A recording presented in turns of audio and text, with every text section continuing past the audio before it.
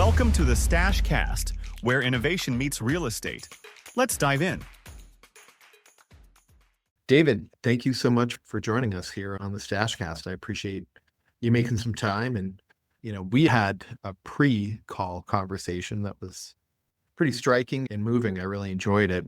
A buddy of mine made a t-shirt with this opening line. I usually say, for the folks at home that don't know who you are, why don't you give us a quick background of who you are and what you do? Yeah, Stash, pleasure to be here. A little bit about me. Think of me as a guy with an incredibly diverse background, a lot of life-changing experiences in the form of near-death experiences and just extreme stuff, kind of like dirty jobs on steroids.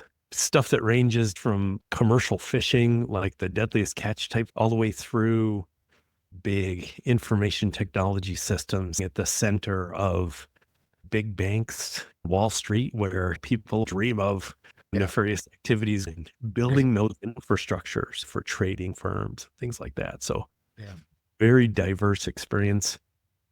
Lost a lot of hair in Wall Street, right? Yeah. And the gray and the stress comes along with it, but it taught me resiliency. I've been blessed the last year or so to have rekindled some old relationships and really bright people. Everyone's on their own journey, right? And what transpired from that, what we did was we created something unique in the space of personal resiliency. Myself and my colleagues, we were all high performers, and every one of us experienced multiple bouts in our lives. I'm 56 years old this year, and all of us experienced multiple bouts with extreme burnout, personal or professional. Each of us were very fortunate enough to actually be able to correct ourselves naturally or organically. And it's not without strong support networks and friends and family around you, I assure you, right? It doesn't happen on your own. Those support systems are imperative. The bottom line is we did. And as with anything in life, the older you get, when you look in the rearview mirror, it's those experiences that provide you the real value, especially the bad ones and the failures. Yeah. We took a look and said, hey, you know what? We've got many of our friends, family, peers out there that are having real issues with burnout, especially today. The rate of change and just it's overwhelming. AI and the advances of technology, you can't keep up. And so we decided to tackle that problem and create something of distinct value. The solution is oriented around something called the Resiliency Code. What that does is, in any discipline, there has to be something there's something to that. And it changes generationally, but there's always going to be opportunities to create massive wealth in real estate. And what we did was we created a code that takes personal development to an entirely new level. Think of it like a quantum leap in personal development and experience. That's what the Resiliency Code is. I don't know about you, but I have several colleagues and acquaintances that are extremely wealthy and they're miserable. They've got all the money in the world. They're high on the material things, doing everything possible to fill the emptiness with more experiences, more things, and it doesn't work. And they're empty. And they're like, there's got to be something more. Well, the Resiliency Code is what opens that door and provides you the clarity and the ability to address what we call blind spots and some other very unique things that provide you with the clarity necessary to say, oh, that's what that's all about. And, oh, that's why the material stuff and the wealth doesn't fill that gap. And so that's the genesis of the Resiliency Code.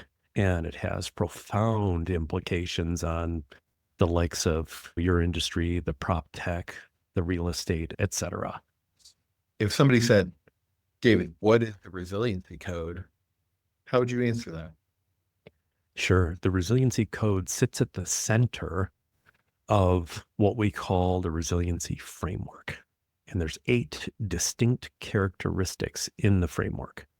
If you go out to the website, you're going to see a round emblem or structure, and that's the resiliency framework. And it's 8 characteristics: honesty, acceptance, loyalty, trust, preparation, capacity, jurisdiction, and contracts.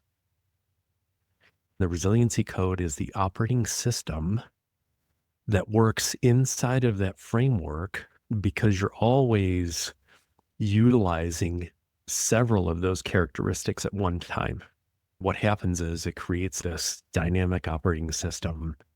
And as you're applying that resiliency framework and the resiliency code process to every decision in your life, it literally becomes subconscious to the point where you don't need it anymore. I mean, the happiest moment I'm ever going to have in collaborating with clients and subscribers and folks like yourself, the happiest moment that I'm going to ever have is that it's automatic now. I don't need the book. I don't need the ecosystem or the resources or any more. That's what it's designed to do. It's actually designed to be totally subconscious, where you run through this process with the decisions and relationships and everything else. And it just becomes automatic. And that was one of the things that was important to us when we set out on the mission to solve this problem, was that it's all about eliminating external dependencies. Yeah, that's important. A lot of people, I think, look at the outside of, oh, this happened to me, or they look at outside sources as the cause of their happiness or misery, when in fact it has to come from within. And it's usually because something inside is not aligned right. And that's why the HALT piece is the first piece. So HALT is honesty, acceptance, loyalty, and trust. Oh. And the acronym is HALT. And so the first thing that you got to do is you got to halt. And in fact, in our process, we call it pause. You'll see pause, prepare, and participate. Taking a deep breath, taking a step back before you react to something, right? Because we're normally very reactive in our responses. But what pause does, and what the Resiliency Code does, is you get to the point where you recognize the distinct value in taking that breath and just taking a moment and pausing and assessing the situation for what it is. Where am I? In what capacity am I operating? Am I operating as a father, as a husband, as a business partner, what am I operating? Who am I? And so what happens is you go through the whole process, and the preparation piece is key. In fact, that's my greatest strength, is the preparation stuff. In fact, I'm getting ready to release the first book, article, whatever you want to call it, really long form, but it's part of the Resilient Path series. So we have the Resiliency Code, and I'm sure we'll get to the point where your listeners and subscribers can find us, right? We'll leave that information at later. But when you go out to our resources and our ecosystem, you'll see a couple of tabs, and one of them is the Resiliency Code, and the other one's the Resilient Path.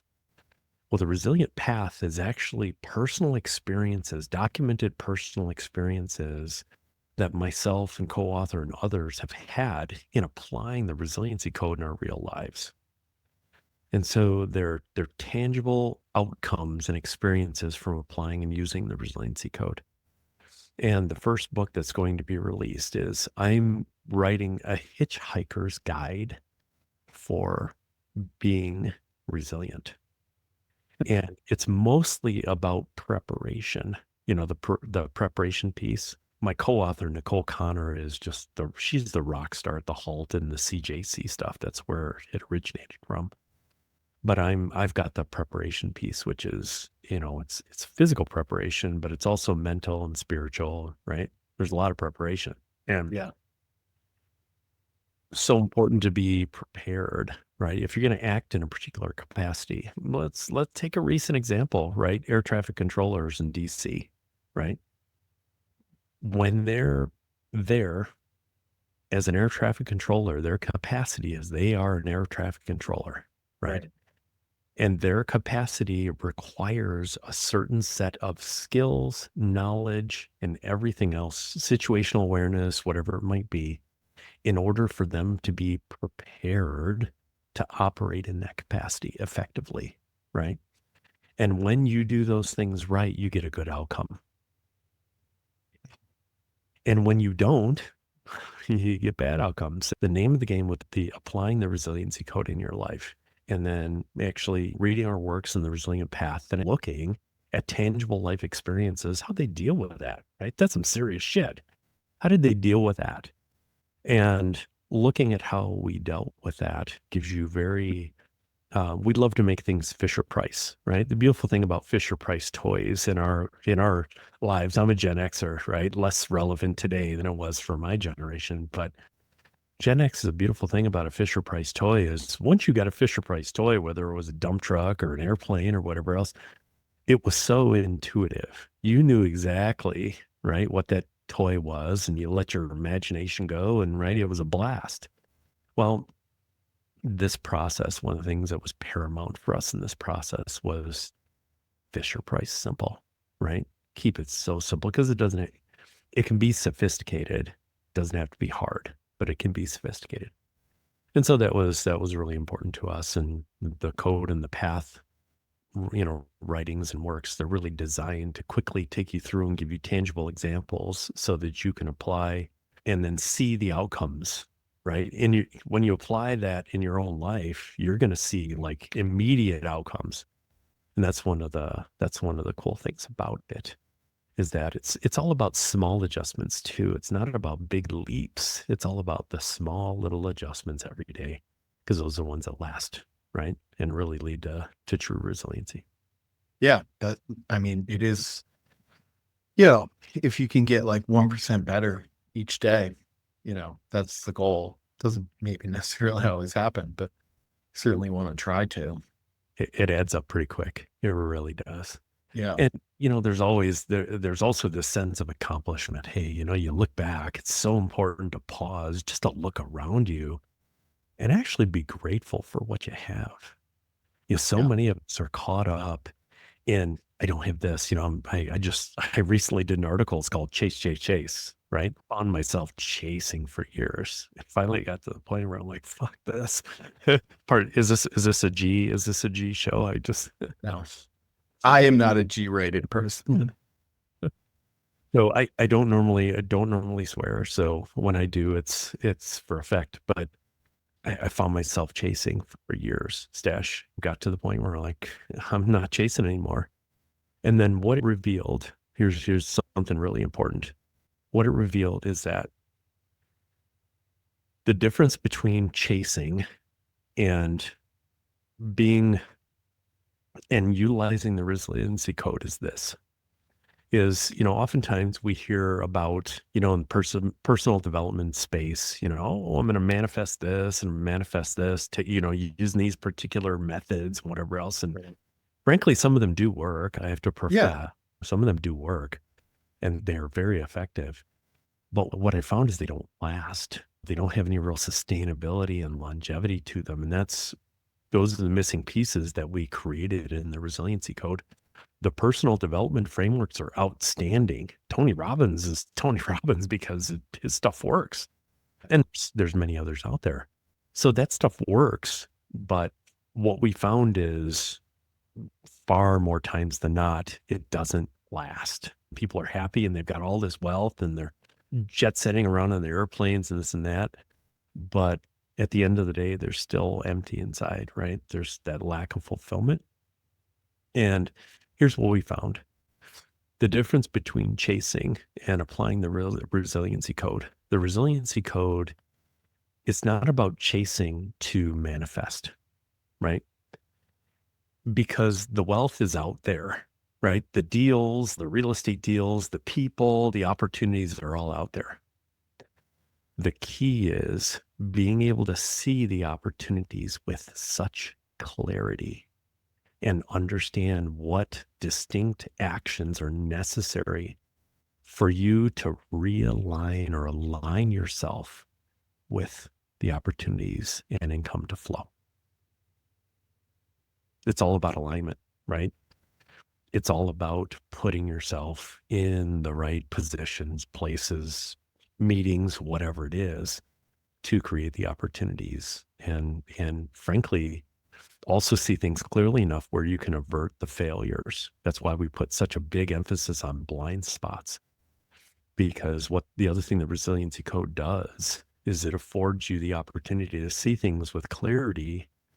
But oftentimes seeing things with clarity comes down to, a close friend, right? And they have a different lens. Each of us has a totally different lens on the world, right? The Resiliency Code also provides you with such clarity that you can have a candid, very honest, brutally honest conversation, right? First thing in HALT is honesty and self-honesty, right? Mhm. Well, being self-honest and then being able to have an externally honest conversation, that person, one of your closest colleagues, it's one of the reasons I love entourages, right? Celebrities have an entourage because a couple of those people in that entourage only are there to cover that celebrity's blind spots. Right. Hey, don't go in that room with that young woman, or don't drink that, or don't consume that, whatever, right? Yeah. They cover their blind spots. And so each of us in our lives, the name of the game is actually having one or two people there that you can have a brutally honest conversation with. Hey, you know what? Is this messed up, or, am I making the right decision here? What is it? And they'll provide you with a unique perspective. And what happens is, as a result of that process, you take the amplitude of the potential failure, and what you do is you radically reduce the amplitude of the potential failure. And one of the things that we found in utilizing Resiliency Code for years, instead of the massive failures that set us back, sometimes years in some cases, instead of being massively set back, when you're able to reduce the amplitude of those failures, because as human beings, the best way we learn is through failure. And so what happens is you reduce the amplitude of the failure, you learn a tremendous lesson, but you maintain your forward momentum. It doesn't set you back. And so when you fail small and you're able to fail a lot, you wind up failing forward, you maintain your momentum, and you grow exponentially faster. So revealing. The resilient path has been so revealing to me. The Stash Cast is brought to you by Needle. What if you could use data and analytics to predict real estate transactions? With Needle, you can. Check it out at needle.us to learn more. I'm reflecting All on good. reflecting on things that, because everybody, everybody's got challenges and struggles that they're going through at any given time. Some seasons of your life you have more, some seasons you have less, but Absolutely. Making sure that we're covering that failure element here.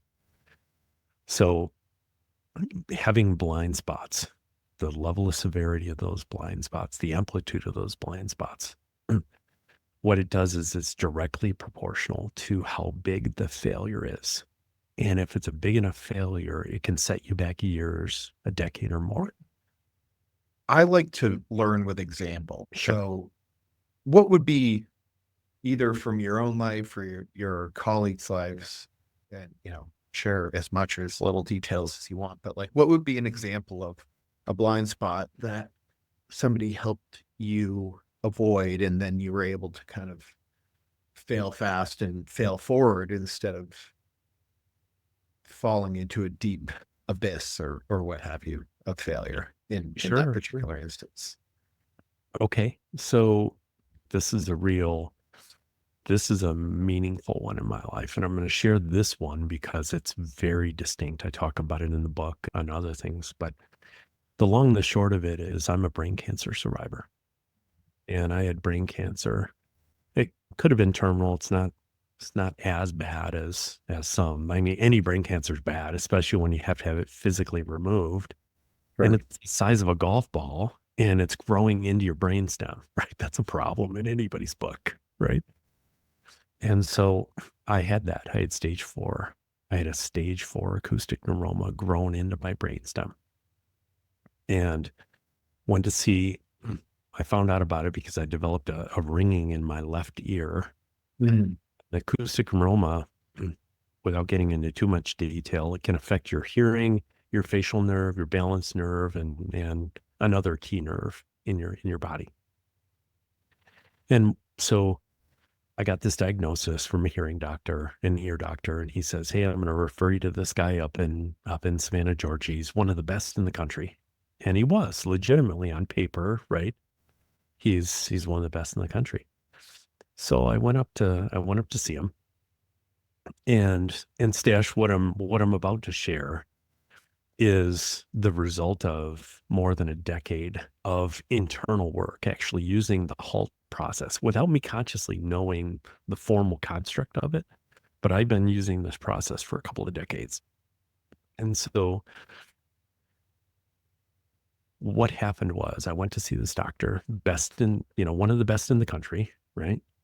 And I'm sitting there with him and, got through our introductions, everything else. He says, "Dave, you know a lot what you're talking about." It says, "Let me kind of take you through the process of the surgery and the implications, recovery, et cetera." Okay. So after about 15 minutes, I'm having this very nice conversation, really nice hospital up in Savannah. And then the voice shows up. And the voice says, "Run away from this man. Run away from this man." And I'm like, "What?" And you're thinking to yourself, where did that come from? My intuition, that little voice, right? And it said it again. It didn't say it one time. It said it twice. "Run away from this man." And of course it was silent. I Sure. didn't respond or anything else, but my intuition said, "Run away from this man." I don't know why, right? And so 15 minutes, I got that message, and, I let him go through his spiel, right? About, I don't know, half hour, 45 minutes. We wrapped things up, and I made a decision right there that I was not going to have him do my surgery. Came to find out, right? I'd like to fast forward this part because I've never Yeah. shared that with anyone. It's actually a very recent revelation.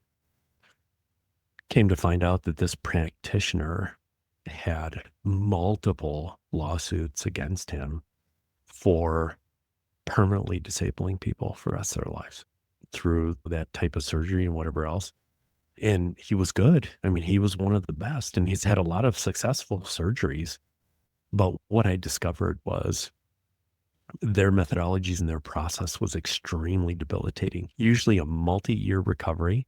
And you normally don't have, you're normally permanently disabled in one way, shape, or form.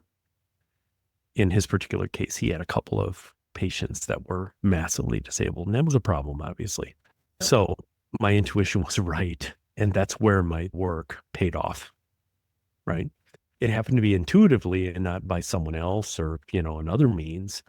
But that's you're able to hear your intuition, right? When you can see and hear clearly, you're able to hear your intuition. You're able to pick up on those messages from your friends, your family, whatever. "Hey, don't marry that woman," or, this, that, or the other thing. The real meaningful decisions in your life where you should really be attention, and you're not driven by your emotions or other, peer pressure or other compelling things that we have in our very social world that we live in, right? And I need to finish the story because this is really a cool deal. So my intuition says, don't run away from this man. Yeah. Okay. So I didn't get a message of how it was going to work out. I still got this 2.6 centimeter golf ball sized tumor in the middle of my head. And I just walked away from the best surgeon in the country. So that's where real faith comes in and belief. And so you got honesty, acceptance, loyalty, and trust of self. And so this is where the loyalty and trust of self come in. Where, you know what? I know my intuition when it talks to me. I know it so well that I'm always going to be loyal to it and I'm going to trust it. And what I have found in my life, and I know many of your listeners, when they didn't listen to their intuition, it bit them in the ass, right? More times than not. Yeah. Say from personal experience, every time that I've made a major decision and my intuition was telling me don't do that, bit me in the ass, big time. Same. So here's where the loyalty and the trust component come into play. And this really is, there's a faith element here, right? Real trust.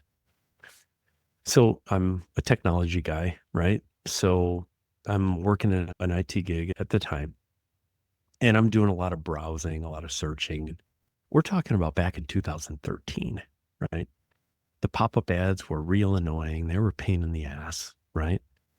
And we didn't have really pop-up blockers or anything else. So you're having to deal with this onslaught of ads in your browser window. Well, I'm sitting there browsing, I'm doing some work. And mind you, it's mid-June. And I went to see this doctor in early April, right?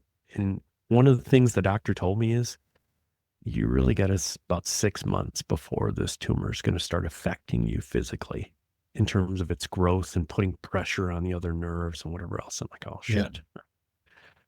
So it's mid-June, and I'm thinking, oh, okay, a couple months have gone by. Intuition, what's the plan? Yeah. And I'm sitting there doing some research, and all of a sudden my intuition says, go click on that ad. Do you believe the moment that I clicked on that ad and it opened up the website, it was the website for something called the Skull Base Institute. The moment that it opened up and it was presented to me, I knew they were going to do my surgery. The moment. I immediately called them, spoke to the lead practitioner. His name is Dr. Harar Shahinian, Lebanese, cool guy. Been featured on the show Ellen and others. If you look up his history, you can find. And so not a slouch. I mean, very highly respected. And he had developed a very unique procedure for removing acoustic neural. 98% success rate. I mean, like just profound success rate. Minimal recovery time, like months recovery time, and virtually no long-term effects other than maybe some effect to your hearing because of the nature of acoustic neuromas. So I knew Dr. Shahinian was going to do my surgery. Called him up, had a conversation with him. He says, Dave, you know what the heck you're talking about? Let's look at our stuff. Let me know what you think and talk to my team and let's get you scheduled. About a week later, I was scheduled for August 20th to have my surgery. And the story actually gets a little more wild from there. And I'm going to save our audience the time here on the podcast. So Dr. Shahinian at that time had done surgery on over 3,000 patients. He was also located in Beverly Hills, California. So Stash, what are the chances of me being in Southeast Georgia finding a doctor in Hollywood, California to do my surgery? Yeah, it's pretty slim. Yeah, I mean, statistically impossible, right? When you really look. And so the net is he did my surgery and I was the unique case out of thousands of cases that he'd ever had. And the reason my case was unique was that my surgery took twice as long and he had to get all new instruments and go through a bunch of other different things. So I get out of the surgery and he's rattled, right? He's like, what had just happened? He looks at me quizzically, like a dog kind of looking at you. And he says, Dave, what do you do different? I'm like, what do you mean, doc? He says, Dave, you're probably wondering why your surgery took twice as long as my normal patients. The net of it is, Stash, years before, because I never knew this thing was in my head. It had been growing in my head 12 years. They're very stealthy. They're very sleepers. They're sleepers, tumors. And so years before, like 5 or 6 years before, when I really aggressively started my journey with the Resiliency Code, what I'd learned the value and the power of managing your body's pH. If anybody's owned a pool or a spa, when the pH gets screwed up, your pool turns moldy and cloudy and nasty, right? Well, our bodies are, 60, 70% water. Yeah. Right. Right. So I figured that out. And what I did was I started aggressively managing my alkalinity. And we came to find out that my aggressive management of alkalinity, cancers are acidic in nature. Right. My aggressive alkaline management of my body killed my tumor, calcified my tumor.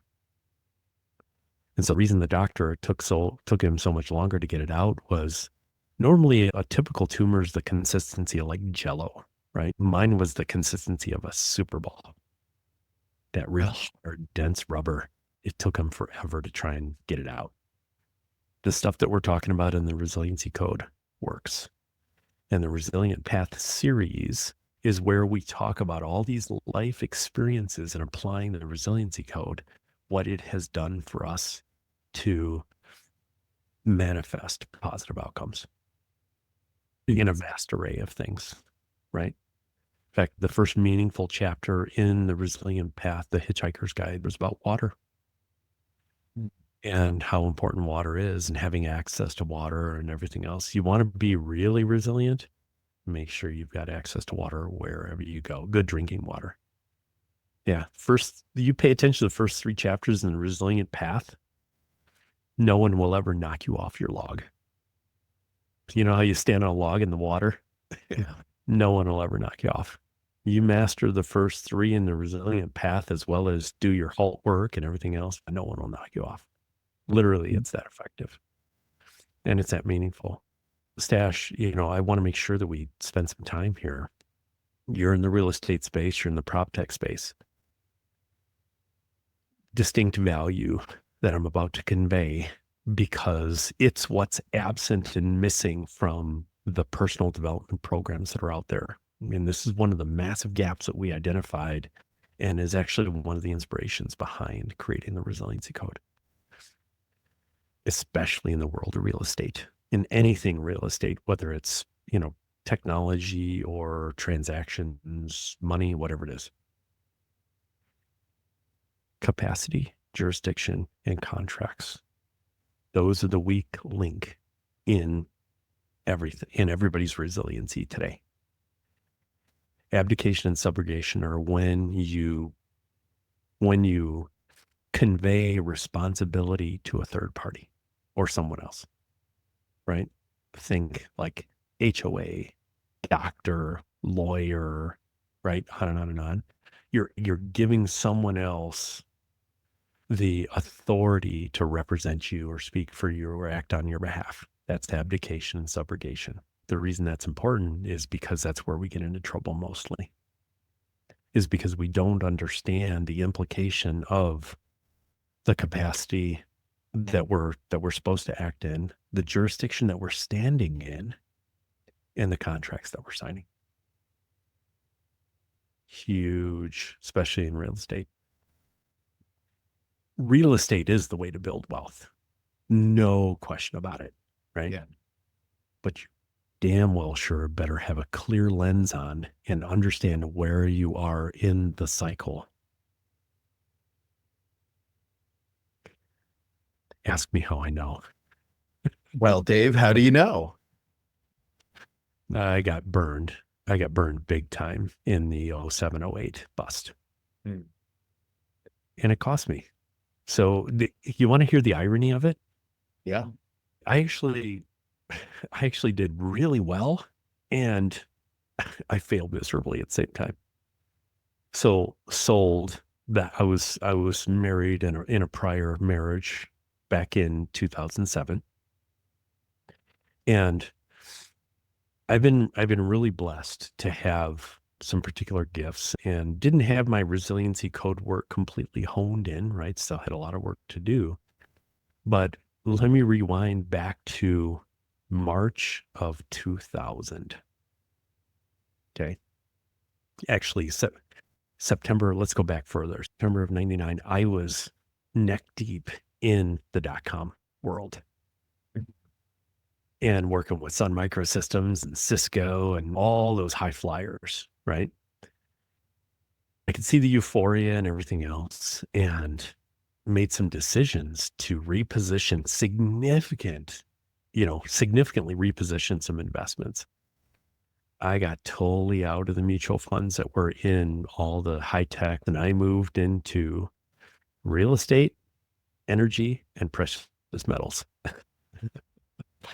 And I took a big hit in my reposition. I had to pay some penalties and whatever else, but I made out like a bandit because I made the decision to reposition before everything corrected.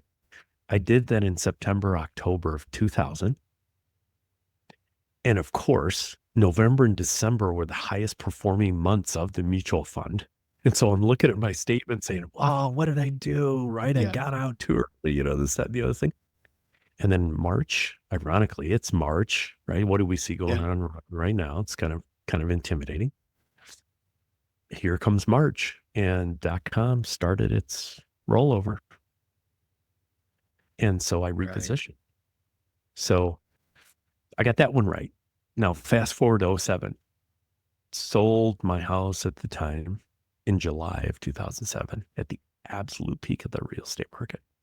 Well, then I made the mistake of doubling down on a bigger property, not expecting the outcome that was coming. But let's just say the circumstances developed to the point where I had to liquidate the property about a year and a half, 2 years later, and I couldn't because it was totally upside down. And so in that way, I got burned. So I saw both sides of it.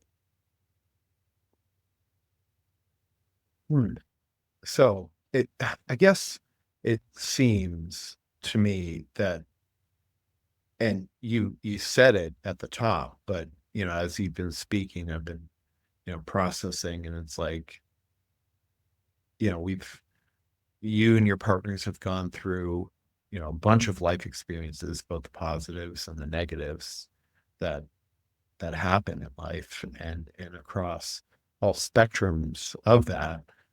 And it's like, because I think a lot of people probably just go through life on like autopilot, maybe, it seems. Yeah, in many respects. Yeah. You just kind of navigate, you kind of bounce and go here and there. And it's very reactive instead of being proactive. It is. But in the proactivity, you want to make sure that you're, I guess, checking in with yourself and making sure that my Uncle Jeff had a saying, which is, I think, applicable here. Don't just do something. And it took me a while to realize what that was, but I think it's applicable here, which, it is. Oh, the house is on fire, do something. And it's like, no, don't just do something. You have to do the right thing. The right thing. Absolutely. You don't want to pour more gasoline on that fire. Absolutely. Yes. Yeah. And, look, if there's one thing that I've learned, Stash, there's a great feeling in being personally resilient, right? Yeah. It doesn't mean that it's frickin' unicorns and butterflies every day. No, quite the opposite. It's work, right? Yeah. It takes work, but I have to say that it's more fulfilling understanding that you're able to see with the clarity and everything else. Still work, you still feel what my co-author calls it crunchy. There's moments real crunchy, and the cool thing about crunchy is that's usually when you're learning and you're growing. It's uncomfortable, which is why a lot of people avoid it.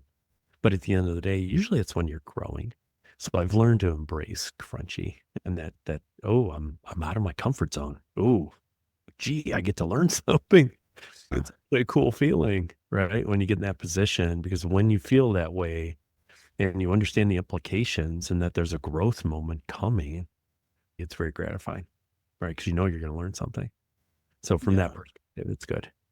The things that are running through my head is like being comfortable being uncomfortable and realizing that, hey, this is an opportunity one way or the other, either to learn or to improve. An opportunity doesn't necessarily have to mean, financial gain, but, 100%. how do you talking about gratitude earlier. I've got a couple of them, but I've got a gratitude journal that I write in. Try and do it every day. Don't always succeed at that, but yesterday I wrote that, tough times don't last, but tough people do. And I sent that to my son. So yeah, That's no, I get it. that's real. That's very real. Yeah. And it, yes.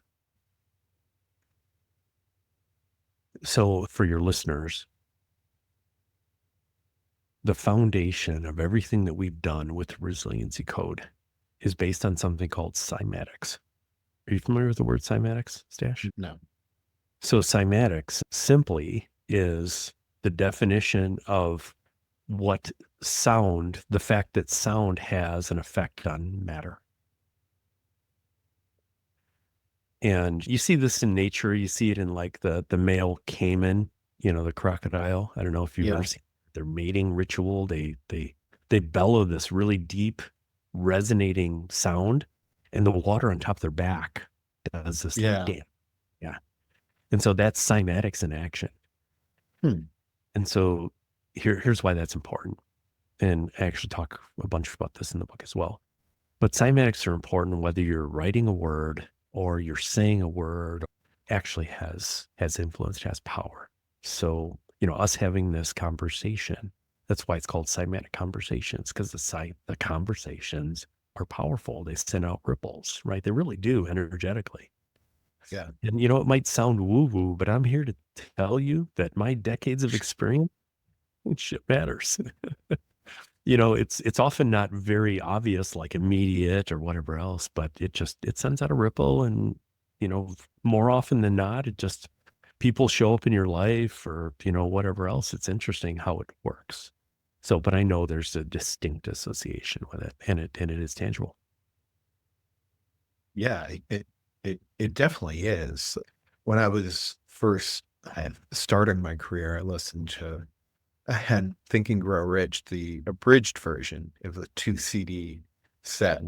Right. And I just listened to that over and over. One disc would finish and I would take it out and put the other one in. And, I think that is what gave me among other things, but the strength and courage to pursue, the career path that I've taken. And it's been crutchy, but, had it not been for that, right? who knows where, if you just, one of the things from that is ship without a rudder will just end up on the rocks. Yeah, at some So it's point. like, yeah, it Well, absolutely you will. don't run. You're just adrift. Yeah. So, Yeah, and Stash, there's one other point I want to make about that, is because we know that the words matter, and whether you're journaling or you're typing, whatever it is, given that we are sitting in one of the most fascinating times in human history with artificial intelligence and all the AIs and large language models changing the landscape of everything. yeah. What we've done is we have developed something we call the Resiliency Code Companion, and it's called My Resilient Self. It is literally an AI assistant where you're literally talking to your resilient self. And what we have figured out is we have figured out how to leverage the power of AI to actually enhance the human experience in the form of enhancing the use of and the acceleration of embodying the resiliency code. And so what My Resilient Self is, it's an AI conversation that you can literally have a conversation with it. And it's going to be brutally honest with you. It's going to tell you, hey, you know, relative to the resiliency code, this is right. Am I being loyal? Am I being trustworthy of myself, et cetera? You're literally having a conversation Huh. when it comes to decisions that you're making or relationships or circumstances in your life. And what it is, it's a great guide because these language models, and we really are focused on 3 models that we found really perform well. And so those 3 models, what winds up happening is you're able to have a very rich conversation, and it's a perpetual conversation, right? It's constantly, because everyone's journey is unique. And this is where the personal development stuff, the one size fits all doesn't work because everyone is unique and everybody goes through and has different experiences in their 8 characteristics of personal resiliency. And so what we did was we're leveraging the power of AI to actually help people embody the code, have a conversation with their resilient self to help them really, as much as possible, to fast forward and make those micro adjustments in their life to quickly see and demonstrate outcomes that show the tangible effect of what that code does. It's been a fascinating deal.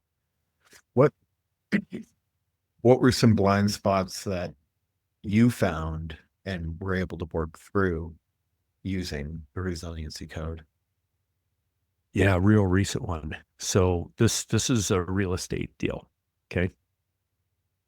So I mentioned to you in a prior conversation that I developed a construction solution, a building solution that actually stops the permanent negative effects of hurricanes, earthquakes, fire, and floods. Stops it dead in its tracks. And here was my blind spot. I've come to understand that there's certain monopolistic interests and there's certain things in the business world that are aligned, that are making profuse amounts of money with the current wash, rinse, repeat model. That's why Yeah. we keep building things back more or less the same as Yeah. we did before. My blind spot was I didn't see that that system was what it was. And that's actually antithetical. It was almost going to be impossible for me to sell into that market in the current approach that I was taking. Yeah. So what I did was I paused and I took a step back and I put it on hold. It's still out there and it's still going to happen, right? It's just not now. And there's going to come a time in the near future when circumstances are going to present themselves and we'll have a solution and it'll be ready. That makes sense. So it's identifying that you might be, because some things, if they are ahead of their time, it might be a great solution, but if, the market is not ready to receive it, it falls flat on its face. What happens is a few years later, that almost identical thing or very similar thing comes out and it takes off. Absolutely.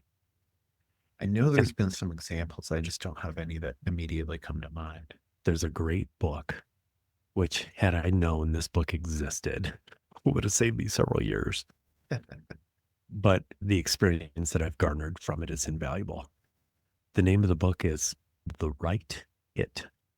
If you are an entrepreneur, if you are starting a business of any sort, etc., that is required. It is not optional. I'll It's quote you right now. what it does is it shows with a minimal amount of money and a minimal amount of resources, being able to go out and validate whether or not you have the right it. Hey, is my approach and what is what I'm doing the right thing that the market wants, et cetera? And what it allows you to do is quickly and for minimal cost, do some litmus testing on the market. Hey, am I properly aligned with what the market is, willing to embrace? What I've learned in my startup journey is, and maybe even in brokerage as well, but certainly in the startup journey is, fail fast and fail quickly, but also product market fit. That's what I would imagine that's what that is. Because sometimes like I've seen it too. I've talked to other founders and they build this amazing solution and it's like nobody wants it. Yeah, Like it's great what you've done, but how are you exactly. going to monetize it? How are you going to sell it? In the Resiliency Code, we call that alignment. Mm, You're just out of alignment.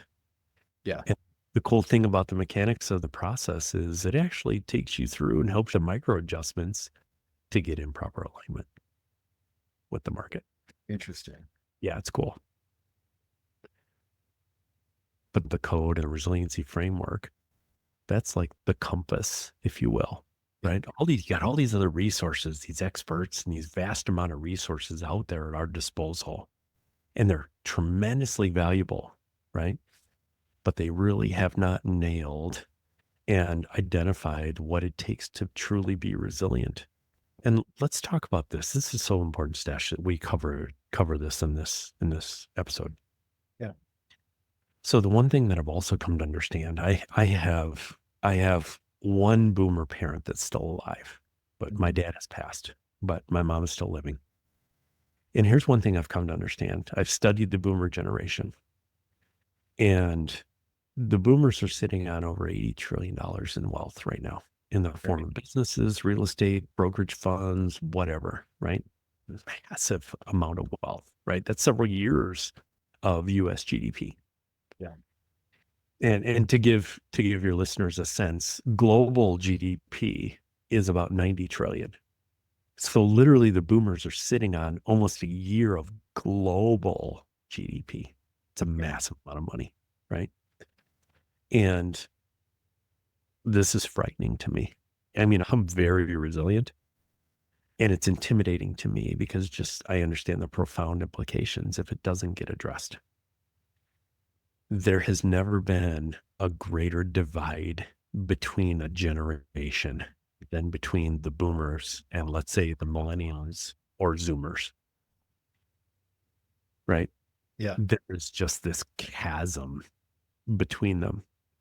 And my concern is that trillions, tens of trillions of dollars in wealth is not going to be conveyed to those younger generations, that it's going to get caught up in, government and whatever else. And it's just not going to be conveyed properly. And none of them are perfect, right? And it also, the Resiliency Code also reveals something. It also reveals the power of neutrality and having a neutral lens. And one of my favorites is, oh, that person sees the world, glass half empty. The pessimist. Oh, that person sees the world, glass half full. The optimist. Well, the Resiliency Code, when you embody it, when you use it, what it does is it actually puts you at the halfway point in the glass.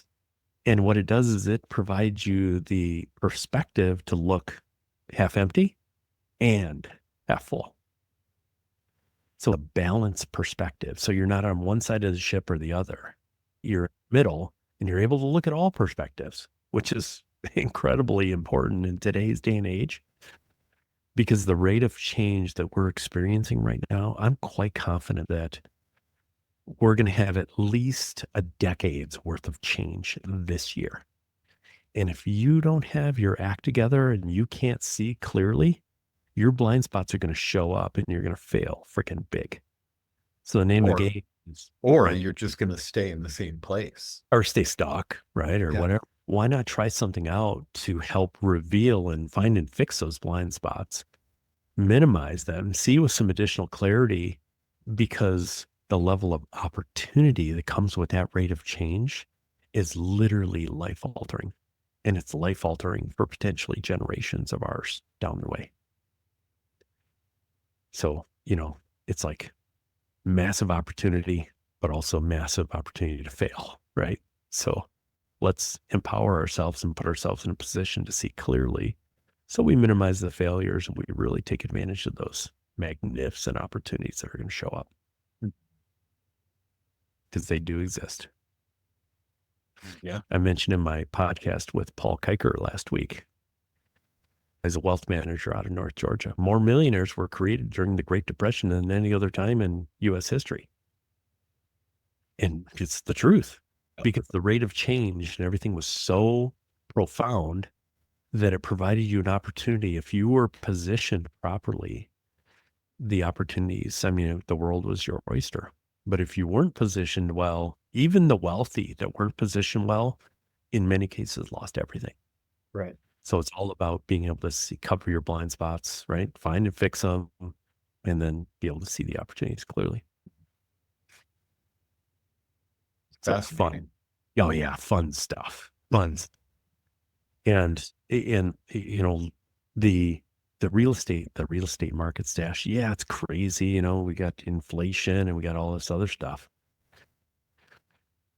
But thousands of years have shown us that real estate is still the place to be. Just make sure you know where you're at in the cycle and position yourself accordingly. You know, Paul, one of the things that I took away from it was Paul said, hey, he told his son, he says, because his son is a builder, he says, son, better be building your war chest right now. And just be in a position where, you know, if things do go the way that we anticipate, you'll be in the catbird seat. That's cool. Yeah. So it's good. And Stash, what, you know, I've been really looking forward to this conversation. Was there something else that had piqued your interest? Anything I can address for your listeners that they would have questions about? You know, there's a lot, I think, to unpack here. And I think the biggest key for anybody is just the want and desire to recognize and then be willing to undertake some of the efforts that you've described. Because some people, they just want to stay where they're at. That's okay. Absolutely it is. In fact, I'm glad you brought that up. So the Resiliency Code is not for everyone. It is for high performers. It's for wealth managers. It's for people that are managing their family's legacy. Were your parents the one to look to you to manage the legacy for all your siblings and their grandchildren and everything else? That's really who this is designed for, because you've got some really meaningful decisions to make in the environment that we're in, and especially in the years ahead. And so that's who gets the most from us. But it really comes from, as you said, that internal motivation and desire, which is natural. Not everybody has that. And that's totally okay. I grew up in a blue collar world. I get it. I'm totally good with that. What I found out, it wasn't my life mission, but that's the world I grew up in, so I understand it. Yeah, And same. but I have the utmost respect and admiration for my friends and family that are digging the ditches, plumbing the buildings, right? Ironwork, doing the groundwork, whatever it is. The world has to run. And we don't give those people enough credit, quite candidly, which is why I think I'm pretty confident why we're having the labor issues that we are, et cetera, because we've taught our youth that that's not admirable, when the reality is the exact opposite. So I'm a Rotarian, right? I belong to a Rotary Club here close by. And we had a gentleman in today from, it's a local college, and they're a college academy that's designed to show students who are in their last few years of high school the value in the trades. Yeah. And they're bridging the gap and oftentimes providing not only college credits for those students, but their average placement salary out of high school, right? Their average placement salary is about 55 grand out of high school. That's amazing. Yeah. It's profound. Yeah. And I mean, for crying out loud, Stash, out of high school, you got zero debt. Yeah. Right? And you are literally in the driver's seat. So I'm seeing the direct implications of, okay, yeah, we didn't put enough value on that, and now we're going to pay the piper for a while. So, you know, anyone who has kids, young kids, especially those that are early in high school, significant opportunity in the trades right now. In fact, in some cases, you can do a stint for 18 months and literally write your ticket for the rest of your life and be an entrepreneur, go work for yourself or whatever. I talked to a guy yesterday who's going to be on the podcast in the next week or two, and he told me that the average general contractor is like 55 or something like that. Yes. And it's like, that's Yeah, they're going to be punching out.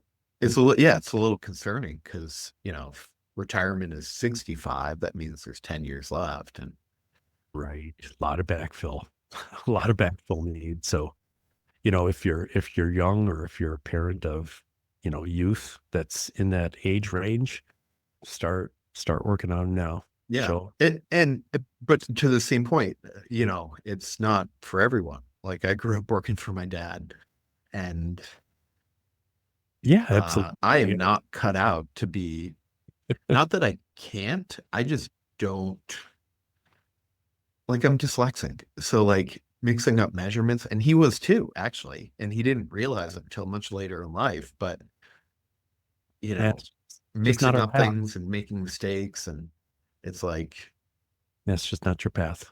And that's why it is the resilient path, because everybody's path is their own. for sure. Yeah. Well, it's been great, David. I really appreciate you joining me today. I guess if somebody's interested in learning more or checking out your website, what's the best way to get in touch with you? Yeah, the Resiliency Code at Substack, or the resiliencycode.substack.com is the best. The Resiliency Code. The resiliencycode.substack.com. .substack. Okay. Awesome.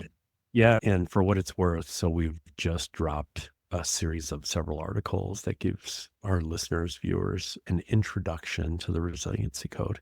Kind of walks you through the value and the benefits of every section, all the different characteristics that we talked about. And so it's a nice way to navigate it and understand it. Yeah. Great. That's wonderful. Well, David, thanks again. And I hope you have a great rest of your day. Pleasure. Thanks for having me on, and look forward to talking to you again soon. Absolutely. Take care. All right. We'll cut it there. Yeah, it's fun. Thanks, Dash. I hope people get value.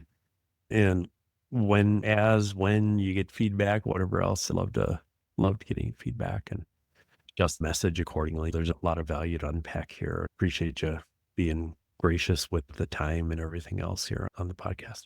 Yeah, my pleasure. I found that podcasting and brokerage and anything else, there's a flywheel effect where it takes a lot of effort to get it going.